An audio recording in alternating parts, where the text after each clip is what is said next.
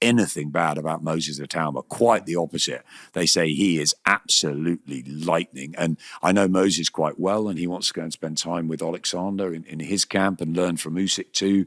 I love what I see with Moses. So yeah, there's a great deal of heavyweight talent coming through. Ajit Kabayel's a guy that people aren't really talking about, but he keeps on upsetting the odds. He keeps on putting terrific performances on. So he's right up there for a challenge soon. So Daniel Dubois, of course, is still late 20s. So there's a lot of young lions around, and the heavyweight division is going to be mixed up for the next couple of years after Alexander Usyk retires. But still, Usyk is the man to beat at the moment. Yeah. We've got to talk about where we're talking about Easter coming up, the egg. Mm-hmm. Obviously, I get it. I understand it. People who weren't talking about boxing are talking about boxing now because of the egg. Obviously, when Eubanks slapped Conor Benn with the egg on the face, it's all over the papers. Everybody's asking me for fight predictions who weren't even following boxing. So I get the stunt behind, and I think like Eubank is a very intelligent young man, especially just like his father. He's just alone on this side, and then you've got a whole row of articulate, you've got the Eddie Hearns, you've got Nigel Benn, who's been through it all, the Dark Destroyer. You've got Conor Benn sitting there, where I don't think he's much of a talker. He'll say a little bit here and there. But the way Eubank has articulated himself and conducted himself and tried to stage it alone without even his father in the background, but then also getting fined, I think it was about 100,000 for that stunt. First of all, I just want, your opinion around the whole sort of situation of the fight. And then second of all is, what do you think of this? We talked about things, not being correct, VADA testing as much, etc. But when a piece of egg hits somebody's face, is it really something that should be made an example of £100,000? There's a lot in that question.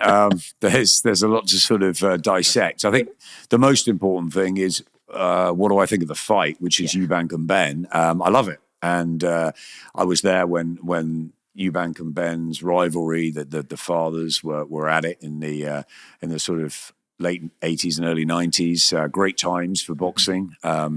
Big fight nights and millions watching on terrestrial television, and a genuine rivalry of hatred. And I got to work with Nigel and Chris for the latter sort of few fights of their careers.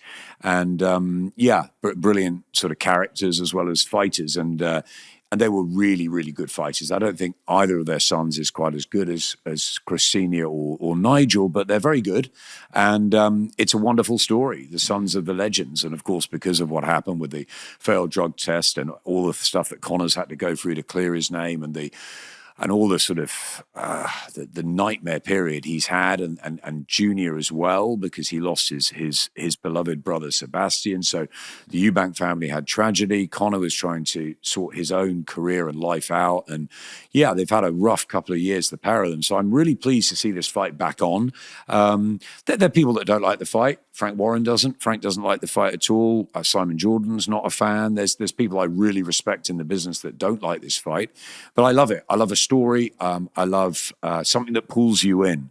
The hook, the tale. That's what's fascinating. It's almost like 80% in the build-up.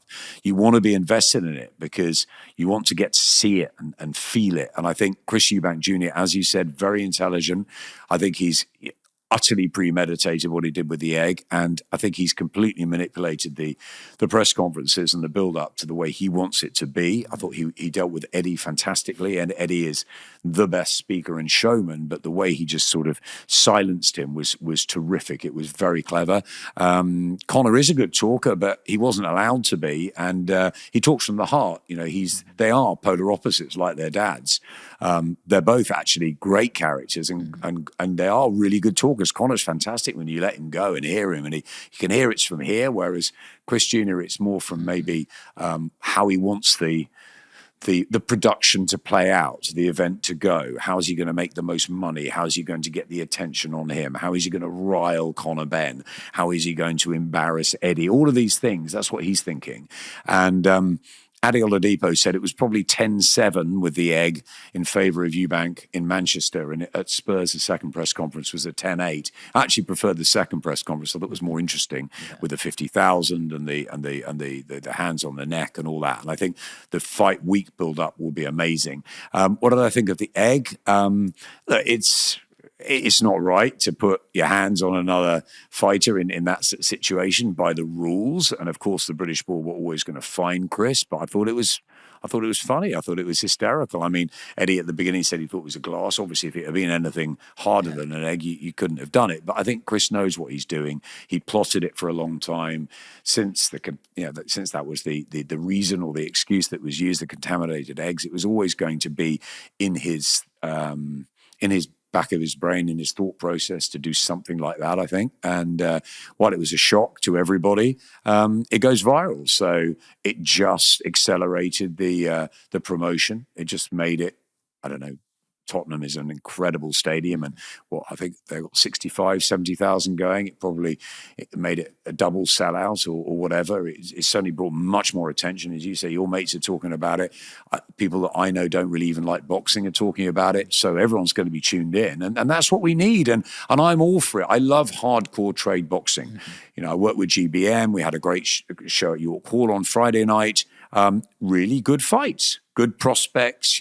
The way they did it. Then you got to the Warren show on Saturday, and it's a slightly higher level, and it's a bit more important, and there's more fans there. But fundamentally, that's hardcore trade boxing, normal boxing. Okay. Then you've got Misfits. My friend Will A's going into Misfits, KSI. They're making money. They're entertaining. I took my eldest daughter to KSI and Tommy Fury because she loves Tommy Fury. She fancies him. She wanted to see him. There's 20,000 people at the Manchester Arena. It was an amazing night. Was it great boxing? It was okay.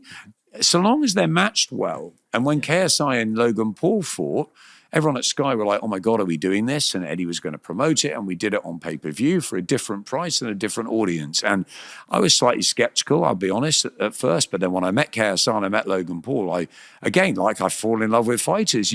I just love them. Logan Paul, chatting to him in LA and his mad house and incredible sort of surroundings was just fantastic. He's a very bright young man.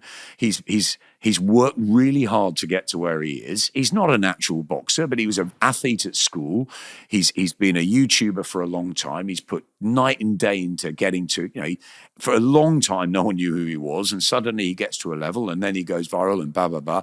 Good luck to him. He's been brilliant. And he's one of the best interviewees I've ever had. I've loved it. Conor McGregor and Floyd Mayweather was a circus of a fight. Floyd was always going to win, but Conor brought entertainment and panache and charisma and all of that to it. And again, I would say on one hand, Prince Nassim Hamid, Logan Paul, Conor McGregor, these are the characters that I've walked away from interviews with going, wow, they are just box office. They are must-see television. And so there is a place for misfits. There is a place for a casual fight like a Eubank Ben. There is a place for that, just like there is a place for Beterbiev and Bivol. And of course, it's sad that not many people walking the streets know who those guys are, because they're the cream, they're the best. And it's phenomenal watching them, and we all appreciate it. And His Excellency has made these fights happen, which is fantastic. And he's got Frank and Eddie working together, and now they're under the same umbrella on DAZN. And what a time for boxing. But I think you've got to sit back and say, yeah, there is room for a casual fight like Eubank Beng and a bit of egg smashing. There is room for a misfits where, the KSI's fighting whoever, and Will A's going in to fight Jordan Banjo and all that. And people, it's different. My three kids watch entertainment. They might not want to watch Philip Hergovich against Joe Joyce. That's for boxing fans. Yeah. But if they're watching our sport in whatever way it is, then eyeballs are coming in. So I'm all for it. Did I like Mike Tyson against Jake Paul? No, I didn't. I didn't like it particularly. I thought it was sad that Mike Tyson, who I grew up loving and admiring, and we all did, the magnetism of Mike, at 58 to come out where his legs aren't there anymore and he's trained hard for it. Yeah, if he needs the money, great. And it was a nice exhibition. And we got away with it. And everyone was healthy and happy at the end of it. But we all knew Jake would win on points. Should Mike have been there? I don't know. But it was done. For me, what was important was that Katie Taylor and Amanda Serrano had 70 74 million, I think it was, average Netflix viewers. And for that was brilliant. Female boxing has become phenomenal. I love the ascent of that. And to see Katie and Amanda, who are dancing again in July at the Garden, I just think it's wonderful that they had that sort of exposure. So, yeah, really good fights on a sort of mad night is okay with me. And so long as